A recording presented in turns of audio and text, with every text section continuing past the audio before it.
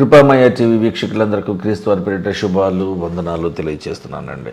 దేవుని యొక్క కనికరము మనకి తోడుగా ఉంటే, ఆయన చల్లని దీవెన మన జీవితం పైన ఉంటే మన బ్రతుకులు ఎలా ఉంటాయో తెలుసుకోవడానికి మనకి ఒక ఉదాహరణగా, ఒక సూచాయిగా, ఒక సంచకరువుగా ఒక వాక్యం ఇవ్వబడింది. సమూయేలు మొదటి గ్రంథము 1వ అధ్యాయము 19వ వచనంలో ఇలా ఉన్నది. యెహోవా దేవుడు ఆమెను అనగా హన్నాను జ్ఞాపకము చేసుకొనెను.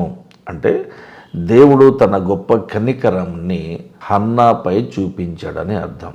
గాడ్స్ మెర్సీ ఎలా ఉంటుందో, ఆయన యొక్క జాలి, ఆయన యొక్క కరుణ, ఆయన చూపించేటువంటి దయ, పోనీలే అని అనుకునేటువంటి ఆయన యొక్క తత్వము, ఆయన యొక్క స్వభావము ఎలా ఉంటాయో కూడా మనకు తెలియాలండి. కొంచెం లోతుగా వెళ్తగలిగితే నిర్గమకాండము 34వ అధ్యాయము 6-7 వచనాలలో ఇలా ఉంటుంది. కనికరము, దయ, దీర్ఘశాంతము, విస్తారమైన కృపా సత్యములు గల దేవుడైన యెహోవా తన కృపను చూపిస్తాడు.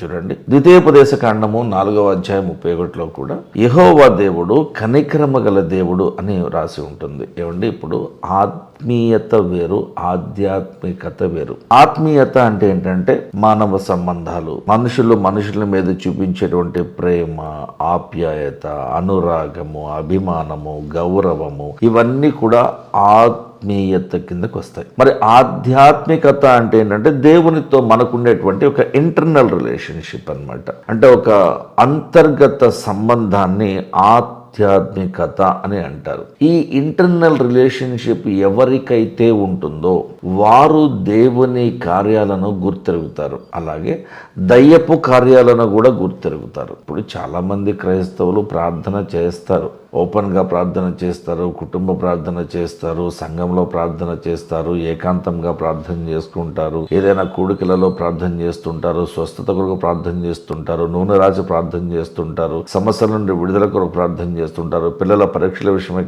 ప్రార్థన చేస్తూ ఉంటారు, ప్రయాణం అయిపోవడానికి ముందు ప్రార్థన చేస్తూ ఉంటారు. నేను కాదనట్లా, కానీ దేవునికి నచ్చే విధంగా వారు ప్రార్థన చేయాలి.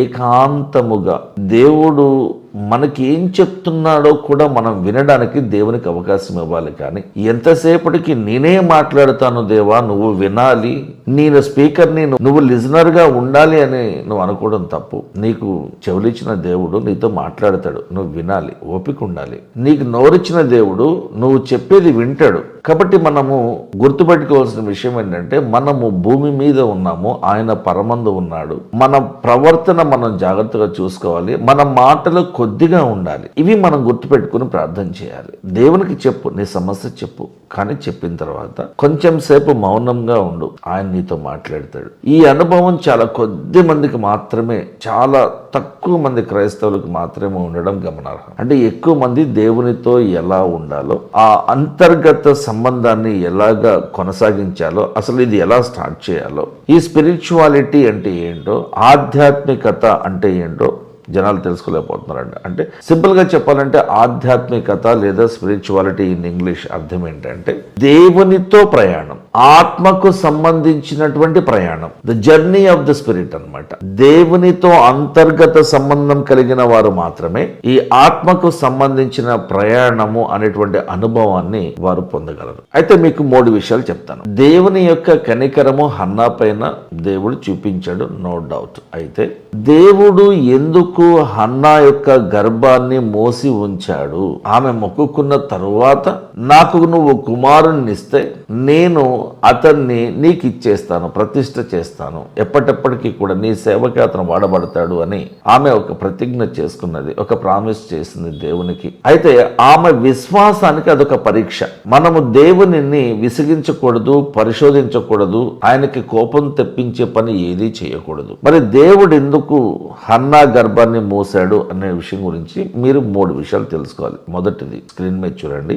దేవుడు హన్నా యొక్క విశ్వాసాన్ని పరీక్షించాలని అనుకున్నాడు. రెండవది ఆధ్యాత్మికత విషయంలో ఆధ్యాత్మికంగా హన్న బలపడాలి అనే ఉద్దేశంతో ఆమె గర్భాన్ని దేవుడు మూసి ఉంచాడు. మూడవది, ఒక గొప్ప ఉద్దేశాన్ని, విశ్వాసానికి సంబంధించినటువంటి ఉద్దేశాన్ని నెరవేర్చడానికి దేవుడు హన్నా గర్భమును మూసి ఉంచడం జరిగింది. అయితే దేవుని యొక్క కనికరము గొప్పది కాబట్టి, ఆయన యొక్క దీర్ఘశాంతము గొప్పది కాబట్టి, ఆయన కృపా మహేశ్వర్యము గొప్పది కాబట్టి మనము సమాధానముతో బ్రతకగలుగుతున్నాం. మనలో కొంతమందికి రోగాలు ఉంటాయండి, ఇబ్బంది ఉంటుంది, అయినా సరే వారు నిలబడే పరిస్థితి లేకపోయినా నిలబడే వారు ఒక గంట సేపు వాకింగ్ చెప్తారు. మోకాళ్ళ నొప్పి ఉండొచ్చు, కిడ్నీ సమస్యలు ఉండొచ్చు, ఇంకేదో గ్యాస్ట్రిక్ ప్రాబ్లం ఉండొచ్చు, ఇంకేదో ఇతర ఉండొచ్చు. అయినా సరే వారు ఆ సమస్యలను మర్చిపోయి పక్కన పెట్టి వాటిని ఇగ్నోర్ చేసి పట్టించుకోకుండా నాకు దేవుని వాక్యమే ఇంపార్టెంట్ అని వారు మాట్లాడుతూ ఉంటారండి. ఆ గంట సేపు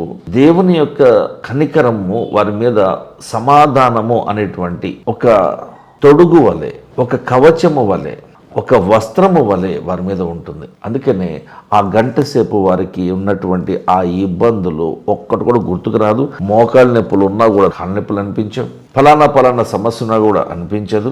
ఆ గంట సేపు దేవుని యొక్క కనికరము నీ పైన ఉంటుంది. ఎందుకంటే నీలో ఒక కమిట్మెంట్ ఉంది, నేను దేవుని సేవ చేయాలి, దేవుని వాక్యాన్ని దేవునికి నచ్చేలా ప్రకటించాలి. నేను ఇక్కడ మనుషులకు వాక్యం ప్రకటిస్తుంటే పరలోకంలో దేవదూతల మధ్యన సంబురాలు జరిగే విధంగా నేను అంత చక్కగా నేను వాక్యాన్ని ప్రకటించాలి అని నువ్వు అనుకుంటే, ఆ కమిట్మెంట్ నీలో ఉంటే, ఈ తీర్మానం నువ్వు చేసుకోగలిగితే, ప్రతి నిత్యము నీ సేవ దేవునికి నచ్చేలా ఉండగలిగితే, నీలో పరిశుద్ధత అనే పర్సంటేజ్ దేవుడు ఎక్స్పెక్ట్ చేసిన రేంజ్ లో ఉండగలిగితే, తప్పకుండా దేవుని యొక్క కనికరము నీ మీద 100% ప్రతి నిత్యము ఉంటుంది అని గుర్తుపెట్టుకోండి. మీ దగ్గర డబ్బులు లేకపోవచ్చు, పెద్ద ఇంట్లో ఉండకపోవచ్చు, బహుశా కారు లేకపోవచ్చు, ఆరోగ్య సమస్యలు ఉండొచ్చు, కానీ దేవుని కనికరము నీ మీద ఉంటే అది చాలు. చిన్న ప్రార్థన కొరకే తలలో ఉంచుదాం. పరలోకమందున్న మా తండ్రి, మా ప్రార్థన ఆలకించండి ప్రభువా. దేవా, నీవు హన్నా ఎడలో చూపించినటువంటి నీ కృప, నీ దయ, నీ జాలి ఎంతో గొప్పవన్నావు ప్రభువా.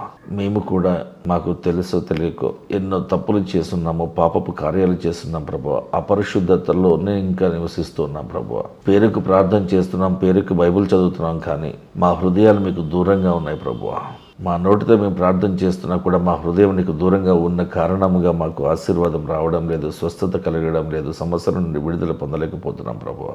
మా తప్పులను సరిచేయండి, మా పాపాలను కడిగివేయండి ప్రభువా. పరిశుద్ధతలో మేము జీవించే అవకాశాన్ని మాకు ఇవ్వండి ప్రభువా. నీ యొక్క కనికరమును మాకు ఆశీర్వాదం ఇవ్వమని యేసుక్రీస్తు వారి పరిశుద్ధ నామంలో ప్రార్థించి వేడుకుంటున్నాం తండ్రి. ఆమేన్. Thank you.